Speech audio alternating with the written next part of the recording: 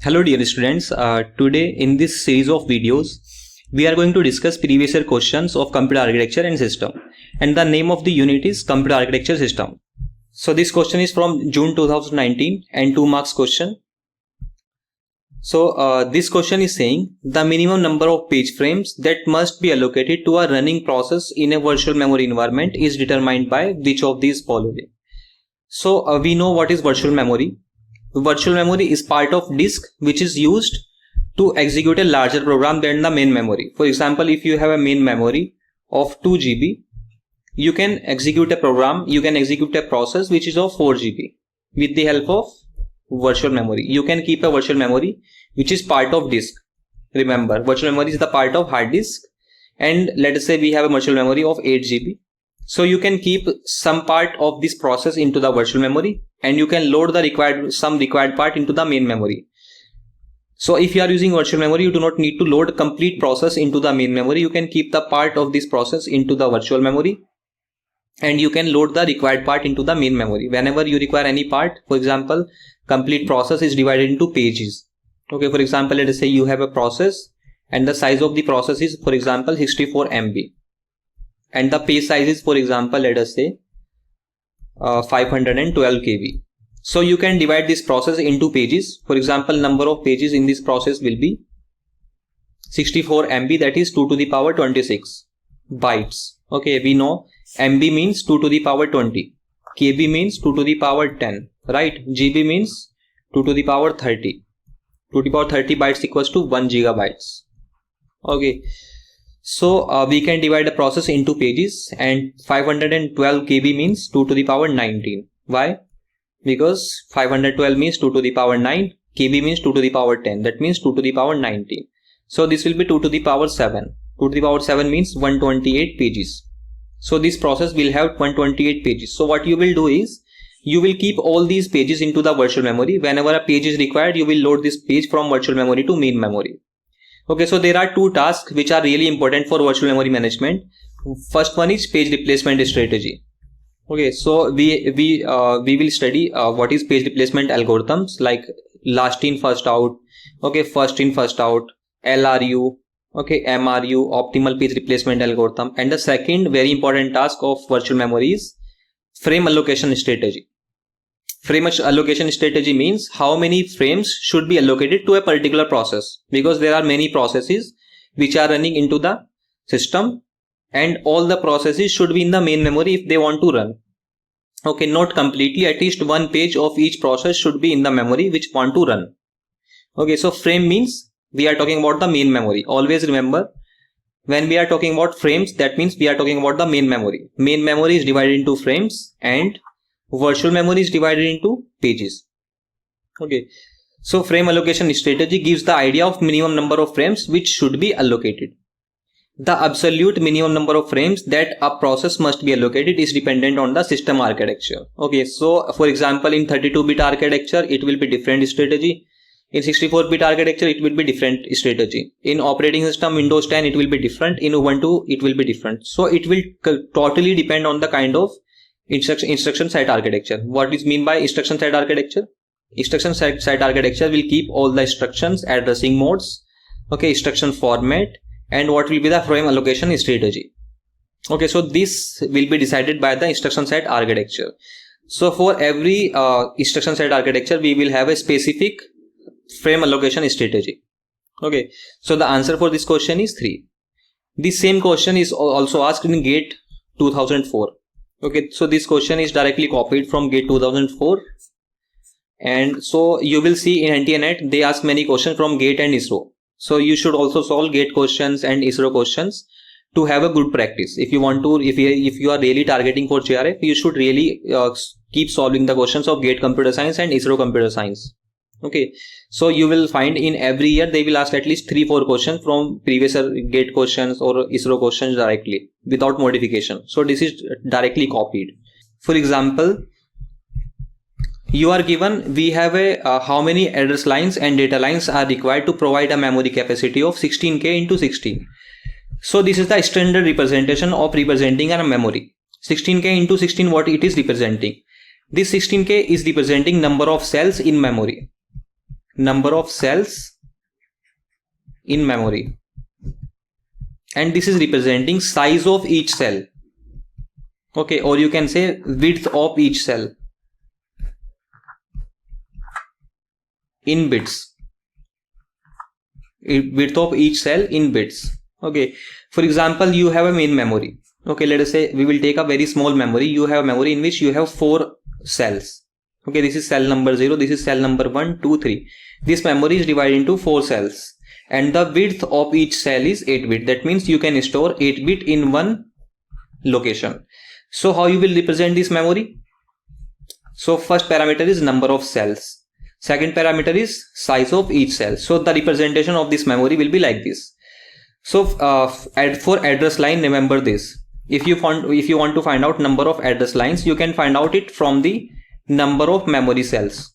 Number of address lines you can find out with the help of number of cells in the memory.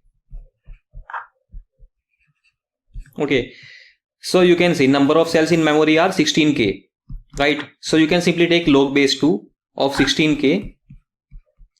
16k means 2 to the power 4, 16 means 2 to the power 4, k means 2 to the power 10. Okay, so you will take log base 2 of this. So this will be log base 2 to the power 14. So I'm telling you from very basics. You may already be aware about this strategy, but I'm telling from zero for those who do not know. This is very basic thing. You should understand this. Okay, how you can find out number of address bits or address lines. Okay, you can call this number of address bits also, because each line in the address bus will carry 1 bit. So number of address bit will be 14 bits. Okay, so you can directly find out. You have a direct way of this. For example, let us say you have a memory of 1 giga cells into 32. Okay, this is a memory. So you can simply write number of cells into 2 to the power. For example, number of cells are 2 to the power 30. Giga means 2 to the power 30. You have 2 to the power 30 cells. So number of bits in the address lines will be 30. Okay, that's how you can find out. So number of address lines will be 14, and number of data lines are directly given here, because each cell can store 16 bits. That means you can transfer 16 bits from memory to CPU or CPU to memory in one cycle. Okay, this is telling you the word size or data bus size. Okay, data bus width directly given here. Okay, word means how much data you can transfer from CPU to memory and memory to CPU in one clock cycle, in one memory cycle. Okay, so that means the answer is 14 and 16. Okay, the lines in address bus will be 14 and the lines in data line will be 16. Okay, so for practice purpose, you can solve this question. Okay, I'm going to give you a question. So let us say you have a memory capacity like this. So find out by yourself number of address lines and number of data lines. You should find out this. This is a good practice. Okay, so the answer for this question is 14 and 16, option 3. So let us meet in the next question. And this question is saying the parallel bus arbitration technique uses an external priority encoder and decoder. Suppose a parallel arbitrator has 5 bus arbitrator. What will be the size of priority encoder and decoder respectively? Okay, so this question is really very simple. If you know what is the meaning of the bus arbitration, what is the meaning of arbiter, what is the meaning of encoder, what is the meaning of decoder, if you know all these things, then you can simply solve this question. So let us first discuss what is encoder, what is decoder, what is arbiter, what is parallel bus arbitration, and why we use these. So simply first let us discuss what is encoder. So encoder is simply 2 to the power n2 n bit encoder. Okay, this is opposite to decoder. Okay, encoder simply encodes 2 to the power n bits to n lines. Okay, so if you are, for example, in this input you have 8 lines, then you will have 3 lines in the output. Okay, so that's why this is 2 to the power 3 to 3. Okay, 8 is 2 to the power 3. So this encoder will become 2 to the power 3 to 3. Encoder simply encodes 2 to the power n lines to n lines. Okay, and decoder is opposite. Decoder simply decodes n lines to 2 to the power n lines. For example, let us say we have 2 to the power 3 lines, right? So this is a 3 to 8 decoder in which we will have 8 lines. Okay, so we can decode 3 bits to 8 bits. Right, this is encoder, this is decoder. So encoder is 2 to the power n to n, and decoder is n to 2 to the power n. Okay, opposite of encoder. Let us see what is parallel arbiter and what is bus arbitration and why we need these. Okay, so look at this. We have a system bus. Okay, in our system we have a system bus like this, and this system bus connects all the components of a computer system. This is a system bus which connects main memory, it connects CPU, it connects input output devices. These are the only 3 components in a computer system. Okay, so this system bus is shared between all these 3 devices: input, output, CPU, main memory. So what is the problem? All of them want to access system bus. Okay, so there may be a problem of collision. If all the devices want to access this bus at the same time, which of these components should be given the priority first? This is the problem. I hope you are understanding what is the problem. We have a shared transmission media. Okay, so if memory want to transfer, if CPU want to transfer something to memory, CPU will use data bus and address bus. If memory want to transfer, if you want to transfer something from memory to hard disk, you will have to use system bus. So all these 3 components require access to system bus. So if all of these require the access to system bus at the same time, there will be a collision. We want to solve this problem. How to solve? So one of the very obvious method is to give the priority. We will give the priority to each of these, and which one is having the highest priority, we can give the access of that particular system bus to that device. So bus arbitration refers to the process by which the current bus master access and then leaves the control of the bus and passes it to the another bus requesting process unit. So इनमें से so one of these will become a system bus master. So for example, let us say currently CPU is using the system bus to transfer something from CPU to main memory. So currently CPU is the master. Whenever CPU finishes its use of system bus, it will transfer the control to another component. Okay, like this, all of these devices will have a chance to become a bus master. Okay, a conflict may arise if the number of DMA controllers or other controllers or processors try to access the common bus at the same time. That's what I told you. DMA is here. DMA is used for input output transfer. If you want to transfer something from input output devices to main memory, you will use DMA. So we will study what is DMA in the computer architecture subject. Okay, in the theory. So for now, the basic you should know, DMA is used to transfer data from main memory to hard disk and hard disk to main memory. Okay, so DMA is used here in input output. So if all of these devices want to access system bus at the same time, but access can be given to only one of these. Only one processor or controller can be the bus master at the same point of time. Okay, only one device can use system bus at a time. To resolve these conflicts, bus arbitration procedure is implemented. I hope now you understood what is bus arbitration. So in this question it is given the processor can support a maximum memory of 4 GB, where memory is word addressable and a word is of 2 bytes. What will be the size of the address bus of the processor? Okay, so a memory can be byte addressable or it can be word addressable. If a memory is byte addressable means each byte will get a unique address. Okay, each byte of the memory will get a unique address. For example, if you have, let us say, 8 bytes in the memory. Okay, for example, these are the 8 bytes in the memory. Okay, this is byte number 0, 1, 2, 3, 4, 5, 6, 7. So these are the 8 bytes. Okay, so you will have to give unique address to each byte. So you will require 3 bits to address 8 bytes, right? Like this. So each byte will have a unique address. So you will require 3 bits to address these 8 bytes. You can see. Okay, that's how I told you in one of the previous question that from the number of memory cells you can find out how many bits will be in the address. So for example, number of cells in this memory are 8. Okay, number of cells are 8.